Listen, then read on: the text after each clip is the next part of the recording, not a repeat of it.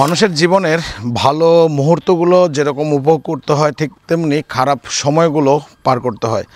আর যখন খারাপ সময়টা আসে তখন মনে হয় যেন চারিদিক দিয়ে অন্ধকার হয়ে আসে, মানে হুট করেই আপনার সামনে বিপদ চলে আসবে, আর সে বিপদকে মোকাবেলা করার জন্য সবসময় আপনাকে প্রস্তুত থাকতে হবে। আর আজকে আমাদের সাজেকের ডে 3। আসসালামু আলাইকুম, what's going on everyone, this is Zahid, welcome to my YouTube channel. আমরা সাজেকে আসার পরে প্রথমে ছিলাম হচ্ছে রুইলিপাড়াতে, ওখানে আমরা লাস্ট 2টা রাত ছিলাম।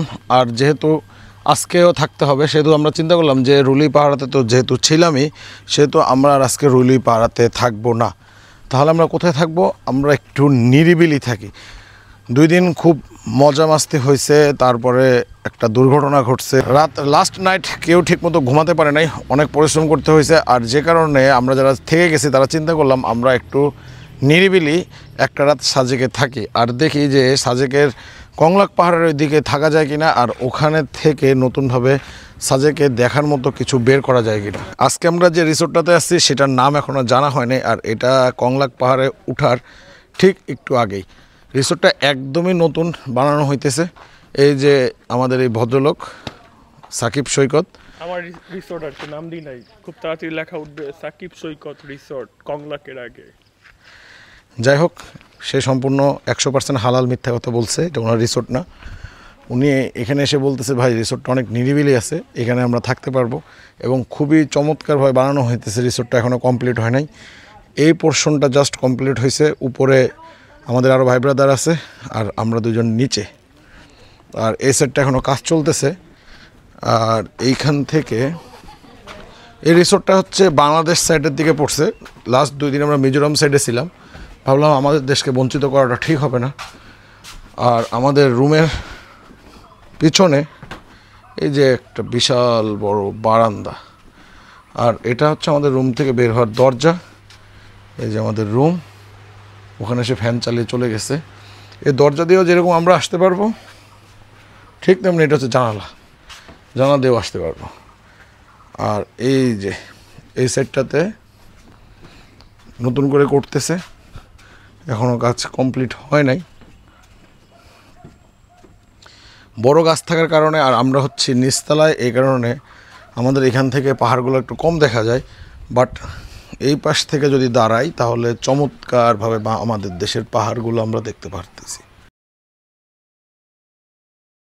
আমি ঠিক করছি আজকে রাতে এখানেই বসে থাকবো, বসে বসে গান শুনবো। রিসোর্টে আসার পরে আমাদের এখানে কিছু ভাই ব্রাদার হয়ে গেছে, মানে লোকাল ভাই ব্রাদার।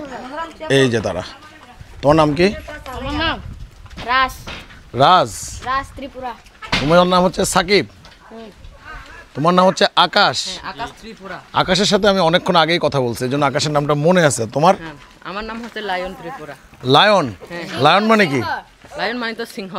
লায়ন মানে হচ্ছে সাহসী। আর তুমি? রিয়ান। ওহো, রিয়ান, তোমার হাতে এটা কি? গুটগুটি। আপনি ট্রাই করে দেখেন, ওটা খুব বেশি টক। বমি হলে ওটা গাড়িতে ওঠার সময় বমি হলে ওটা খেলে অনেক বমিও হয় না, ওটা অনেক ভালো। এটা এমনি খাওয়া যায়? হ্যাঁ, ওটা সবগুলো খাওয়া যায়। আপনাদের বাসে কি বলে জানি না এটা।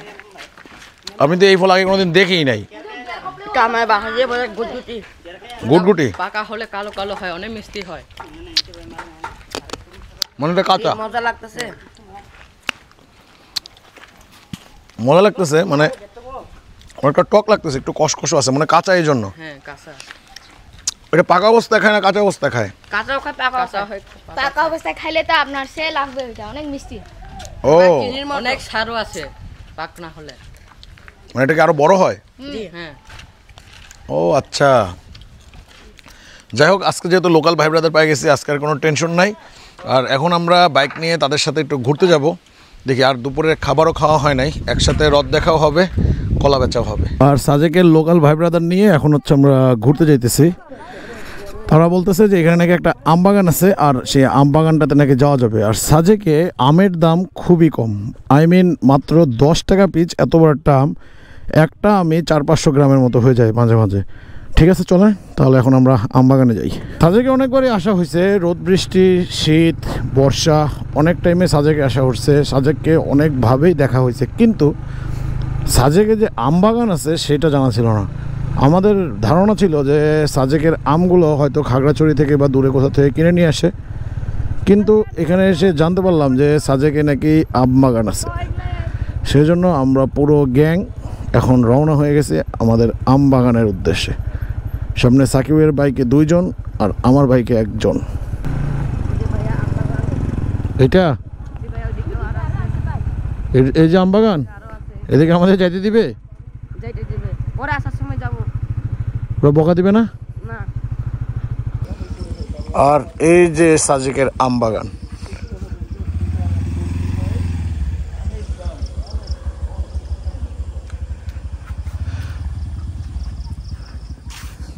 আর আমরা সাজেকে এসে যে আমগুলো খাইছি এগুলোই হচ্ছে সেগুলা। আর আমবাগানের পাশের মধ্যে দেখেন এখানে কি গাছ,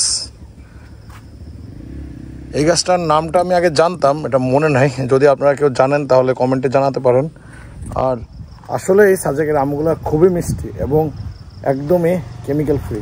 আর যেহেতু দুপুরের খাবার খেতে হবে সেহেতু এখন আমরা খাবার খাওয়ার জন্য আবার সেই রুলিপাড়ায় চলে যাব।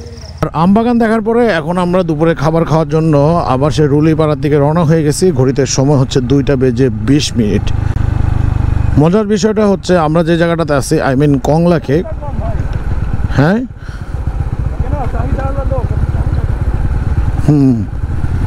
মজার বিষয়টা হচ্ছে আমরা যে জায়গাটাতে আছি মানে কংলাক পাহাড়ের এখানে আসলে খাবারের ভালো কোনো হোটেল নাই, যে কারণে আমাদেরকে সাজেক শহরে পৌঁছাইতে হবে। সাজেক শহর মানে হচ্ছে রুলিপাড়ায় যেতে হবে, বাইক দিয়ে টান দিয়ে গেলে 5-7 মিনিট সময় লাগবে।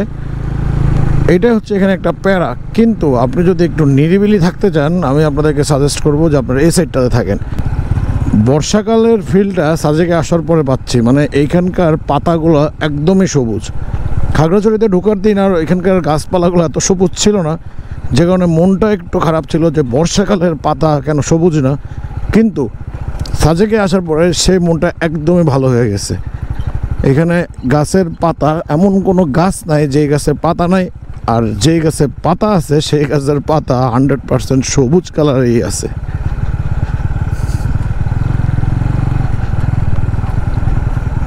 সাজেকে আসলে সবাই রিল্যাক্স করার জন্যই আসে, এখানে আহামরি কোনো অ্যাক্টিভিটিস নেই।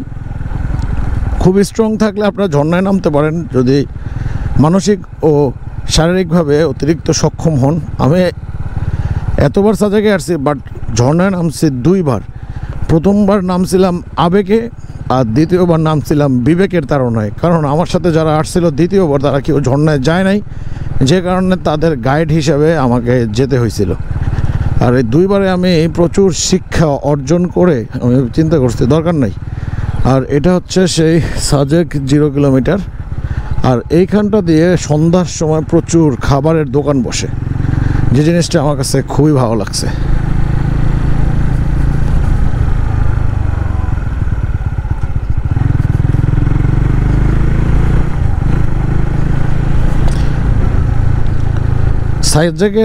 সাজেকের যে আইকনিক রিসোর্ট এটা হচ্ছে এইটা রুনময়, আই মিন এটা হচ্ছে সেনাবাহিনী রিসোর্ট, এটা সাজেকের ফার্স্ট আইকনিক রিসোর্ট। এদিক দিয়ে সাজেকের মসজিদ, ইনশাল্লাহ আজকে মসজিদে নামাজ পড়ার নিয়ত আছে। আর আমরা সাজেকের রাজধানী মানে রুইলিপাড়ার একদম কাছাকাছি চলে আসছি আপনাদের সাথে কথা বলতে বলতে। A few moments later.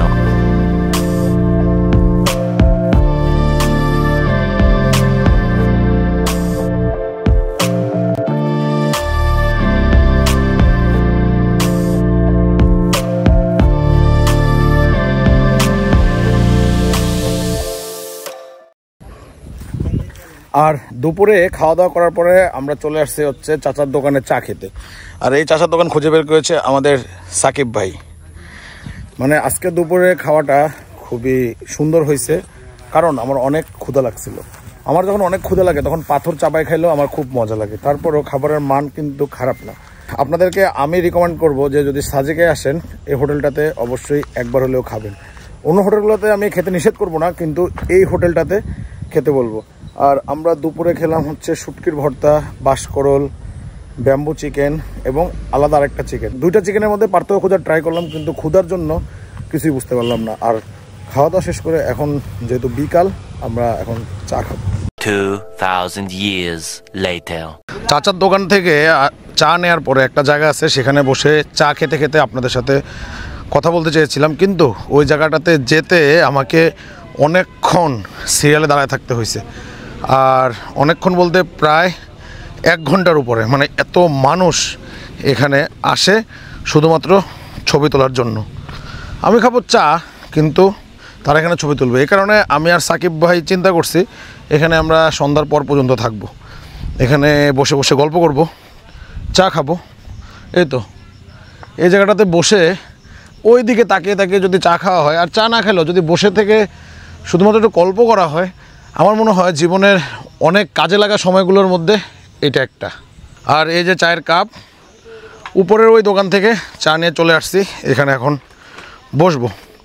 বসে বসে দেখবো যে এখানে বসে চা খেতে খেতে দূরের ওই মিজোরামের পাহাড়গুলা, মেঘগুলা আর গ্রামগুলা কীরকম লাগে।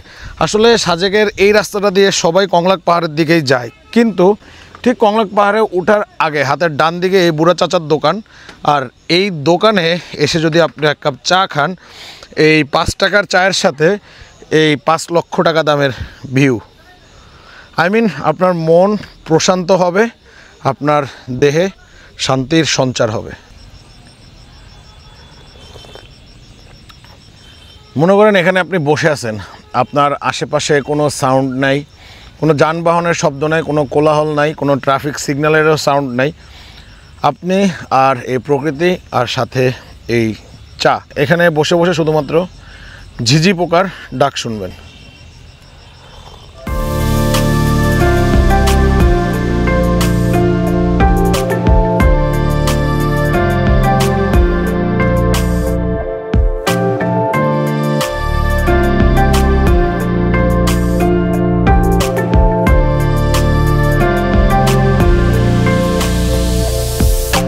মাচার ঠিক এই জায়গাটাতে বসছিলাম, বসে এই দিকে তাকাইছিলাম, আর চিন্তা করলাম যে মাচা থেকে যেহেতু কিছুটা নামার ওয়ে আছে, অল্প একটু রাস্তা নামা যাবে, তাই অল্প একটু রাস্তা নেমে আরেকটু কাছাকাছি বসার চেষ্টা করি।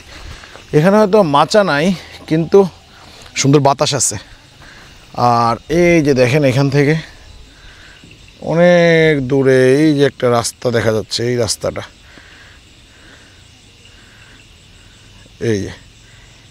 এই যে রাস্তাটা,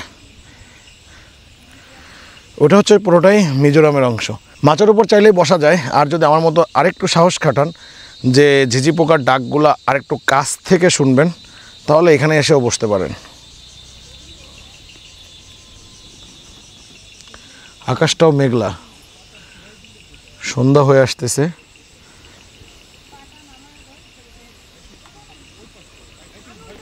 The next morning.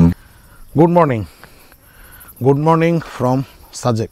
মানে গতকালকে রাতে যেখান থেকে ভিডিওটা শেষ হয়েছে, আর আজকে সকালেও ঠিক সেখান থেকে ভিডিও শুরু হয়েছে। এই যে জায়গাটা, এই জায়গাটা এবার সাজেকে আসার পরে সব থেকে বেশি ভালো লাগছে। চিন্তা করছিলাম যে সকালবেলা ঘুম থেকে উঠে ফ্রেশ হয়ে জায়গাটাতে আসবো, এসে চাচার দোকানে এখানে চা খাবো, কিন্তু চাচা আমাকে হতাশ বানাইছে, চা নাই। এই যে দোকানটা, এটা যে আঙ্কেল, ওনার সাথে গতকালকে ওনার দোকানে বসে অনেকক্ষণ গল্প করা হয়েছে, আর আমাদের রিসোর্টের ওখানে সন্ধ্যার পর তার সাথে বেশ খানিকক্ষণ গল্প করছে, আর ওনাকে আজকে সকালে ফাঁকে পাইছি। আঙ্কেল, কি অবস্থা, কেমন আছেন? আছি ইনশাল্লাহ ভালো। আপনি এখানে কত বছর যাবত আছেন? আমি হিলটেক্সে আসছি 80 সালে। আসার পরে আমি ডিগিনালায় বাড়িঘর করছি। ওখান থেকে এই সাজেক শুরু হয়েছে 16 সাল থেকে। আমি 18 সালে এই সাজেকে অবস্থান করতেছি। মানে 2016 সালে সাজেকের শুরু, আপনি 2018 সালে সাজেক আসছেন। হ্যাঁ। তখন কি রাস্তাঘাট এরকম ছিল? না, এরকম ছিল না, কাঁচা রাস্তা ছিল। আচ্ছা, কাঁচা রাস্তা ছিল। আর আমার এখানে ওই মালিক আছে, এখানে জমি কেয়ারটেকার হিসেবে আমি এখানে চাকরি করি। তো এই হিসেবে এনে চাষ করি, হলুদ করি, আদা করি।